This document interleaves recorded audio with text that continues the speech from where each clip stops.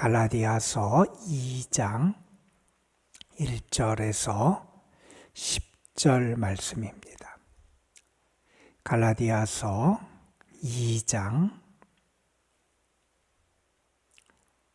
1절에서 10절에 있는 말씀, 오늘 우리에게 주신 하나님의 말씀 우리 함께 한 목소리로 받들어 읽겠습니다. 14년 후에 내가 바나바와 함께 디도를 데리고 다시 예루살렘에 올라갔나니 계시를 따라 올라가 내가 이방 가운데서 전파하는 복음을 그들에게 제시하되 유력한 자들에게 사사로이 한 것은 내가 다름질하는 것이나 다름질한 것이 헛되지 않게 하려 함이라. 그러나 나와 함께 있는 헬라인 디도까지도 억지로 할례를 받게 하지 아니하였으니 이는 가만히 들어온 거짓 형제들 때문이라. 그들이 가만히 들어온 것은 그리스도 안에서 우리가 가진 자유를 엿보고 우리를 종으로 삼고자 함이로되 그들에게 우리가 한시도 복종하지 아니하였으니 이는 복음의 진리가 항상 너희 가운데 있게 하려 함이라. 유력하다는 이들 중에 본래 어떤 이들인지 내게 상관이 없으며 하나님은 사람을 외모로 취하지 아니하시나니 저 유력한 이들은 내게 의무를 더하여 준 것이 없고 도리어 그들은 내가 무할례자에게 복음 전함을 맡은 것이 베드로가 할례자에게 맡음과 같은 것을 보았고 베드로에게 역사하사 그를 할례자의 사도로 삼으신 이가 또한 내게 역사하사 나를 이방인의 사도로 삼으셨느니라. 또 기둥같이 여기는 야고보와 게바와 요한도 내게 주신 은혜를 알므로 나와 바나바에게 친교의 악수를 하였으니 우리는 이방인에게로 그들은 헬라자에게로 가게 하려 함이라. 다만 우리에게 가난한 자들을 기억하도록 부탁하였으니 이것은 나도 본래부터 힘써 행하여 왔노라. 아멘. 사람들은 자꾸 눈에 보이면 뭔가를 기웃거리고 따라가기 쉬운 게 사람들의 습성인 것 같아요. 우리가 어디에 만약에 뭘 먹으러 가려 그런다. 근데 가는데 옆에 음식점 가게가 많고 나와 있는 요리가 많다면 우리는 내가 뭘 먹어야지 이런 생각을 했지만 저것도 맛있을 것 같은데 저걸 먹어볼까 하는 생각을 하게 되기도 하고, 우리가 어디 쇼핑센터나 마트에 가서도 내가 사실은 사지 않으려고 살 계획이 없었던 것도 싸게 판다든지 갑자기 좋아 보이면 그냥 거기에 마음이 쏠려서 그것을 집어 들고 오게 되는 경우가 많이 있습니다. 자꾸 우리는 눈에 보이는 것을 따라 살아가는 경향이 우리에게 있다는 거예요. 신앙생활에 있어서도 우리가 중심을 잘 잡고 살아가는 게 중요하고요. 우리가 곁눈질하지 않고 바른 길을 걸어가는 게 중요해요.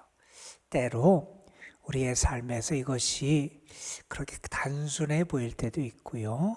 그래서 특별하게 우리에게 큰 감동으로 다가오지 않는 순간이 있을지 모르지만 신앙의 핵심과 본질을 우리는 잘 지키고 붙잡고 살아갈 수 있어야 돼요. 바울이 우리에게 말했습니다. 우리의 구원의 길은 하나님이 우리를 사랑하셔서 우리에게 그 아들 예수님을 주신 것이고 그 아들 예수님은 우리를 죄악 가운데서 어두움의 세력에서 이 죄악에서 우리를 건지시기 위하여 자신의 몸을 내어주셨다. 이게 복음이고 우리가 그것을 믿고 그것을 받아들이고 그 복음 안에서 구원을 얻는다 하는 겁니다. 다른 것이 우리에게 더 필요하지 않다는 거지요. 그래서 어떤 내가 특별한 공적을 행하고 특별한 조건을 채우고 무엇을 행해야 내 구원이 이루어지는 게 아니다 하는 것을 바울은 우리에게 분명하게 전해주고 있습니다. 이것은 바울 자신의 관련돼서도 마찬가지였어요. 그가 사도로 부름받은 것도 사람에 의해서 특별한 훈련을 받고 사람에 의해서 특별한 조건을 충족시키게 되고 사람들이 그를 알아주고 세워줘서 사도가 된 게 아니라는 거예요. 하나님이 그를 예수 그리스도의 이름을 전하는 이방인의 사도로 세워주셨다는 거예요. 사람으로부터 기원한 게 아니라 하나님으로부터 기원했다는 겁니다. 그가 전하는 복음도 마찬가지라는 거예요. 사람에게 배워서 내가 전하는 게 아니라 하나님이 예수님을 계시해 주시고 그 복음을 알게 하셔서 그가 그 복음을 전하는 사도로 부름을 받았다는 겁니다. 여러분, 그런데 이렇게 단순한 것 같이 보이지만 이 복음은 능력이 있다는 겁니다. 여러분, 박해자였고 핍박자였던 바울이 그 복음을 전하는 자로 달라지게 된 거예요. 그의 변화의 모습을 보면서 성도들이, 유대 그리스도인들이 어떻게 되느냐? 하나님 앞에 영광을 올려드렸다는 거예요. 왜요? 그것은 그들 입장에서는 정말 일어날 수 없을 것 같은 일처럼 여겨졌었는데 그 그리스도의 복음을 믿고 따르는 사람들을 핍박하던 그러한 바울이란 사람이 오히려 그 복음에 매여서 그 복음을 전하는 사람으로 변화될 수 있었다는 거예요. 그 복음이 능력이 있었다는 겁니다. 바울은 지금 그 복음을 이방인들에게 전하고 있고요. 특별히 갈라디아 교인들에게도 그 복음을 전해서 그 복음으로 교인들을 양육시키고 그 복음 가운데 거하도록 그들에게 말씀을 전하는 사역을 감당해 오게 됐던 거지요. 그런데 갈라디아 교회에 오늘 말씀 4절에 보면 가만히 들어온 거짓 형제들이 있었다는 겁니다. 이 사람들이 무엇을 전했느냐?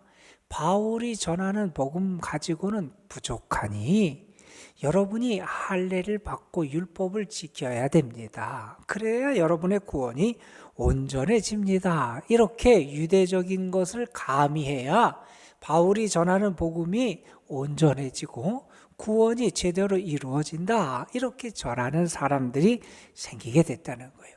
바울이 볼 때 이것은 상당히 위험한 일이었습니다. 왜냐하면 이것은 나중에 바울이 그런 표현을 하는데 다시 종의 멍에를 매는 것과 같다는 거예요. 우리가 자유롭게 됐는데, 멍에에서 벗어나서 자유롭게 됐는데 다시 그 멍에를, 종의 멍에를 매서 종의 속박 아래 들어간 것과 같다는 거예요. 왜요? 복음이 우리를 자유롭게 했다는 겁니다. 복음은 우리를 인간적인 어떤 속박이나 인간적인 조건에 얽매여서 우리가 살아가는 게 아니라 은혜로 구원받고 예수 그리스도를 믿는 그 믿음으로 구원받는 길을 우리에게 열어줘서 우리로 하여금 복음 안에서의 참된 자유를 얻게 했는데 그것을 저버리고 다시 율법적인 조항, 내가 무언가를 하는 게 나를 구원할 것처럼 그 속박 아래 내가 들어가는 종의 멍에를 내는 것과 같은 그러한 우를 범하는 것이라고 바울이 여기게 됩니다. 그래서 그것에 대해서 아주 단호하게 그것은 잘못된 것이고 그리스도가 우리를 자유하게 하셨으니 너희는 다시는 종의 멍에를 매지 말아라, 이렇게 권면해 주고 있는 겁니다. 자, 그런 와중에 이제 그 거짓된 잘못된 거짓 형제들 때문에 그러한 혼란을 겪는 와중에 초대교회에 있어서 아주 중요한 그 하나의 회의를 통해서 그 문제가 이미 해결됐음을 바울은 여기서 갈라디아 2장에서 밝히고 있습니다.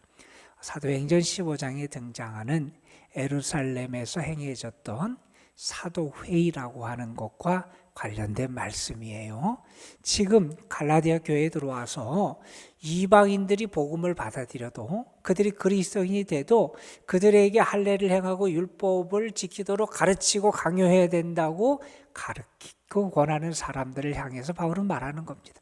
이미 그것은 다 해결된 문제라는 거예요. 어떻게 해결됐느냐? 예루살렘에 있는 사도들과의 논의를 통해서도 이미 다 해결된 문제다 하는 것을 밝히는 내용이 오늘 우리가 읽은 2장 1절부터 10절의 말씀입니다. 바울이 어제 우리가 읽은 1장 마지막 부분에 보면 그가 예수님을 만난 다음에 3년이 지나서 그가 예루살렘에 처음 방문했다 하는 그의 말을 어제 우리 함께 봤어요. 그리고 나서 그가 예루살렘에 며칠 머물렀느냐? 예루살렘에 보름 동안 머물렀다. 그가 그곳에서 게바, 베드로와 야고보 이외에 다른 사람을 만나지 않았다. 그리고 다시 그가 그것을 떠나게 됐다는 이야기를 전했지요. 자, 그 일이 있은 다음에 오늘 말씀 보면 14년 후에 아마 이때가 우리의 지금 연도로 얘기하면 주후 48년경이라고 우리가 아마 볼 수 있을 겁니다. 48년 됐든 그 해에 예루살렘에 지금 올라가게 돼요. 예루살렘에 누가 가느냐? 바울, 그리고 바울과 함께 선교 여행을 한 바나바, 그리고 바울의 믿음의 아들이라고 말할 수 있는 디도를 데리고 바울이 예루살렘에 올라가게 됩니다. 예루살렘에 왜 올라갔느냐? 그것도 어떤 인간적인 요구가 아니라 2절에 보면 계시를 따라 올라갔다는 거예요. 하나님께서 그렇게 인도하셔서 그렇게 예루살렘에 다시 올라가서 어떤 일을 했느냐? 예루살렘 교회의 핵심 리더들, 여러분 오늘 말씀 9절에 보면 예루살렘 교회의 기둥 같은 역할을 했던 야고보, 예수님의 형제 야고보, 게바, 베드로지요. 그리고 예수님의 제자 요한, 이런 사람들과 만난 다음에 그들에게 무엇을 했느냐? 바울 입장에서 한 일을 2절에서 말합니다. 내가 이방인에게 전하는 복음에 대해서 그들에게 설명했다는 거예요. 나는 이방인들에게 나아가서 이러이러한 내용의 복음에 대해서 전파를 하고 있다. 이렇게 예루살렘 교회, 예수님의 제자 중심의 예루살렘 교회, 모교회였던 그 예루살렘 교회에 가서 그들에게 내가 전하는 복음에 대해서 밝혔다는 거예요. 그렇게 왜 밝혔느냐? 만약에 그게 잘못됐다 그러면 내가 지금까지 전했던 이 복음의 사역이 다 헛되지 않느냐는 거예요. 그래서 그렇지 않기 위해서 내가 잘 설명을 했고, 또한 그들이 그것을 잘 이해했던 것 같아요. 그래서 3절에 보면 이런 얘기를 합니다. 나와 함께 있는 헬라인 디도까지도 억지로 할례를 받게 하지 아니하였다 그랬습니다. 디도는 할례를 받지 않은 사람이었어요. 할례를 받지 않은 디도를 동행해왔고, 그런데 그 디도에 대해서, 이방인이었던 디도에 대해서, 그리스도인이던 디도에 대해서 율법 조항을 강요하고 그러하여금 할례를 받아야 된다고 예루살렘에 있는 사도들도 요구하지 않았다는 거예요. 이미 바울이 전하는 복음 내용이 핵심적인 내용이고 그것으로 충분하기에 다른 것을 요구하지 않았다는 거예요. 그래서 뒤에 보면 그런 얘기를 합니다. 6절에 보면 뒤에 저 유력한 이들은 내게 의무를 더하여 준 것이 없었다. 그러니까 바울이 전하는 복음이면 충분했다라는 것을 그들도 받아들이고 인정했다는 거예요. 바울은 말합니다. 그런데 그렇게 사도들도 인정을 하고 서로 간에 그렇게 다 바울의 복음이 맞다, 옳다라는 것을 받아들이고 그랬는데 4절에 보면 이 갈라디아에 들어와서 가만히 들어와서 잘못된 것을 전하는 거짓 형제들은 우리에게 율법적인 요구를 강요해서 결국 어떻게 하려고 그러느냐? 우리가 가진 자유를 빼앗아서 우리를 다시 종으로, 율법의 종으로, 우리로 하여금 자유한 자가 종이 되도록 하는 그런 잘못된 역사를 행하고 있는 거다. 이렇게 바울이 말을 합니다. 그러면서 바울은 5절에서 이렇게 말합니다. 우리가 그들에게 한시도 복종하지 아니하였다. 나는 이 복음이 맞다는 것을 확신했고 그래서 나는 이것을 양보하거나 타협하지 않았다는 거예요. 이 복음이 옳고 우리가 전하는 이 복음이 맞다는 것을 이미 바울은 알고 그 확신 가운데 행했다 하는 겁니다. 여러분, 이미 신학적으로도 교회적으로도 이 바울의 복음이 온전하고 그 사역이 인정받았음을 바울이 밝히면서 이 갈라디아 교회에 들어온 잘못된 가르침을 따르는 이들에게 바울은 지금 경고하고 있는 겁니다. 너희들이 그것을 따르게 되면 다시 종으로 돌아가는 거다.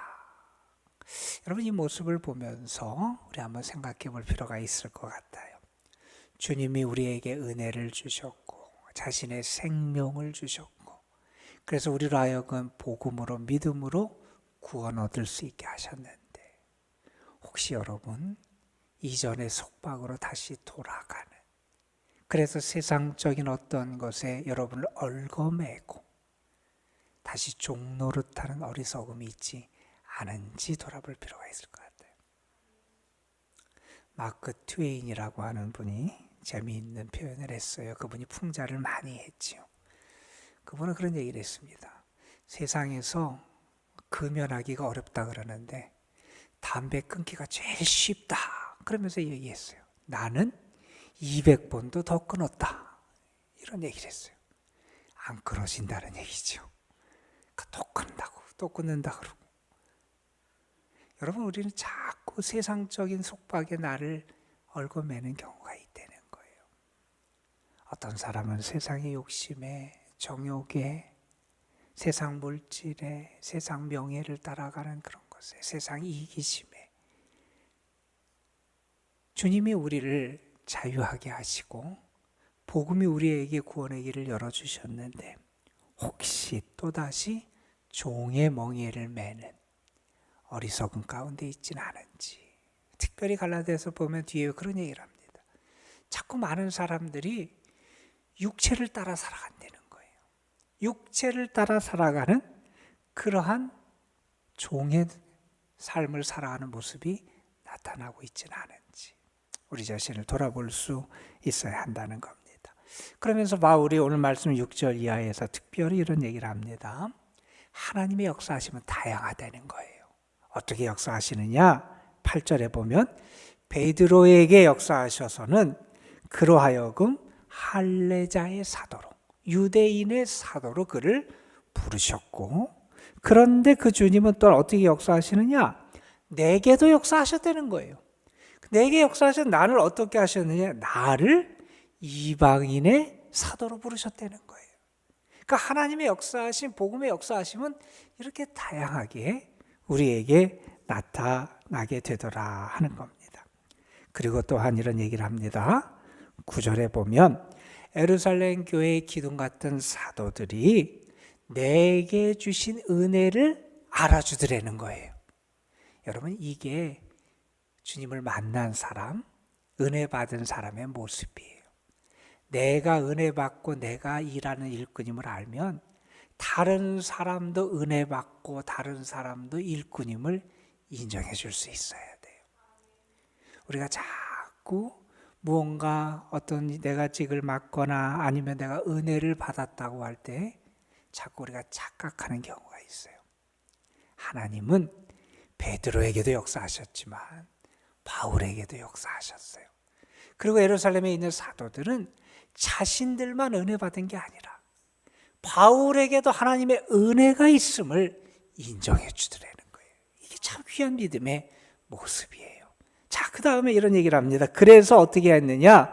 나와 바나바에게 친교의 악수를 했다. 인정해 주고 사귐의 악수를 한 다음에 우리는 이방인에게로 그들은 할례자에게로 가게 그렇게 서로 그렇게 협약을 맺고 인정을 해 줬다 하는 말씀을 하게 됩니다. 자, 그런데 여러분 이렇게 복음으로 하나 되고 복음으로 서로 사귐을 나누는 사람들이 10절에 보면 어떤 역사를 이루느냐? 복음이 사랑의 역사를 이루더라는 거예요. 바울에게 부탁을 합니다. 바울과 바나바, 이방인 선교를 하는 바울과 바나바에게 그들이 이방 땅에 돌아다니면서 선교를 하는데 그때 특별히 예루살렘에 그때 기근이 있어서 성도들 가운데 어려움을 당하고 기근 때문에 힘들어하는 흉년 때문에 힘들어하는 이들이 있으니 너희들이 이방 선교를 하면서 당신들이 이방 선교를 하면서 이 가난하고 어려움을 당한 이들을 좀 돕는 구제 헌금을 좀 해달라 이렇게 부탁을 하고 바울이 기꺼이 그 일을 감당하고 지금까지도 수고했다 하는 그런 말을 하고 있는 겁니다. 여러분, 은혜가 필요한 곳에 흘러 넘치는 모습으로 복음과 사랑의 역사가 나타나더라는 겁니다. 오늘 말씀은 사도 바울이 이미 예루살렘 올라가서 성도들과 특별히 예루살렘 교회의 지도자들과의 만남을 통해서 지금 갈라디아 교회에 들어와서 잘못된 것을 전하는 사람들에 대해서 이미 교회적으로 신학적으로 이 문제는 다 정리가 됐다. 그래서 하나님의 복음은 우리에게 바울을 통해서 전하진 그 복음의 내용이 옳고 바른 복음의 내용이다 하는 것을 가르쳐주는 말씀을 우리에게 전해주고 있습니다. 여러분, 우리가 잘못하면 자꾸 다른 것에 기웃거리고 작은 것에 현혹될 수 있습니다. 그러나 복음은 분명합니다. 단순하지만 분명하고 우리가 그 복음 하나에 거할 때 우리에게 하나님의 역사가 나타나고 변화의 능력이 나타나고 은혜가 나타나게 되어 있다는 겁니다. 우리 마음속에 복음에 대한 확신이 있어야 되고 세상과 다른 것에 종이 다시 되는 어리석음을 범하지 않을 수 있어야 되고 그리고 우리가 하나님의 은혜의 역사가 나뿐만 아니라 다른 사람에게도 다양하게 나타날 수 있다고 하는 사실을 받아들이고 인정할 수 있는 믿음의 안목도 우리에게 있어야 된다 하는 사실을 깨닫게 됩니다. 오늘도 주님이 주시는 은혜가 여러분 가운데 넘쳐서 저는 여러분이 복음 안에서 누리는 영적인 자유를, 그 영적인 기쁨을 온전히 누리는 하루가 되시기를 주님의 이름으로 축복합니다. 기도하시겠습니다. 아버지 하나님, 바울은 복음을 붙잡고 복음으로 변화되고 그 복음을 전하는 그런 삶을 살았습니다. 그의 삶에서 복음의 역사가 무엇인지, 복음이 어떻게 그를 변화시켰는지, 바울은 그 역사를 오늘 우리의 모습을 통해서 다시 돌아보게 하여 주시고, 또한 그 복음이 그 성도들에게 어떻게 임하고 그들의 삶에 역사되게 됐는지를 전해주고 있습니다. 아버지 하나님, 바울을 변화시켰던 복음, 바울을 자유하게 하셨던 그 복음, 바울을 통해서 역사했던 복음이 우리 속에도 분명히 역사할 줄로 믿습니다. 바울을 그가 핍박자에서 복음 전하는 자로 변화시키셨던 그 복음의 능력이 우리에게도 나타나게 하여 주옵시고, 그래서 우리가 세상의 속박, 율법의 속박, 죄의 속박에 머물러 있는 자가 아니라 그것에서 자유한 복음 안에서의 참된 영적인 자유를 누리는 저희들 되게 하여 주옵소서.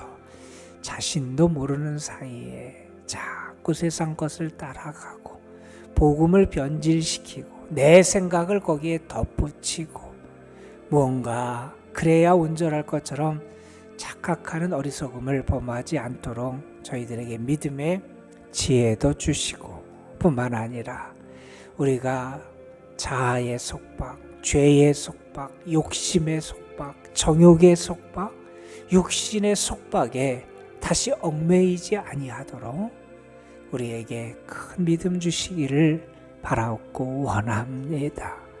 아버지 하나님, 우리가 정말 나를 통해서 역사하셨던 주님의 역사하심과 능력을 증거할 수 있는 하나님의 역사하심의 증인들이 되게 하여 주시옵시고, 그것을 감사하며 살아갈 수 있도록 인도하여 주시고, 뿐만 아니라 나에게 역사하신 하나님이 또한 다른 방식으로 다른 사람들에게도 역사하시고 일하심을 우리가 함께 바라보며 기뻐하며 감사할 수 있는 저희들 되게 하옵소서. 그래서 늘 주께 감사하게 하시고 늘 겸손하게 하시고 늘 하늘의 은혜를 구하며 살아가는 저희들 되게 하옵소서. 오늘도 주님 앞에 나와서 기도합니다. 하나님, 우리는 연약하지만, 우리는 죄인이었지만 그런 우리를 택하시고 부르시고 사랑해 주신 그 사랑에 의지하여 주님 앞에 기도합니다. 죄의 속박, 죽음의 속박, 율법의 속박 안에 갇혀있던 우리를 자유케 하시는 그 능력을 의지하여 주님 앞에 기도합니다. 사랑으로 우리의 기도에 응답하여 주시고 능력으로 우리의 기도에 역사하여 주시기를 간절히 바라옵고 원합니다. 그래서 우리가 주님의 사랑과 주님의 놀라우신 능력을 친히 경험할 수 있도록 인도하여 주옵시며, 나를 통하여도 이렇게 하나님이 일하시고 도우시고 함께 하시고 인도하심을 증거하는 저희들 되게 하옵소서. 성도들에게 오늘도 하나님 건강 주시기를 원하고, 저들의 수고하며 애쓰는 일들 위에 하나님께서 은혜의 복을 더하여 주셔서 수고의 결실들 잘 거두게 하시고 또한 누릴 수 있는 복도 허락하여 주옵시며, 특별히 어렵고 힘든 상황 가운데서 하나님의 은혜와 역사하심을 구하는 이들에게 하나님 더디하지 마시고 함께하여 주시고 응답해 주셔서 저들을 도우시고 사랑하시는 하나님의 은혜를 풍성하게 더하여 주옵소서. 이 시간도 성령께서 우리의 기도 가운데 함께 하실 줄 믿사옵고 우리 구주 예수 그리스도의 이름으로 기도드리옵나이다. 아멘.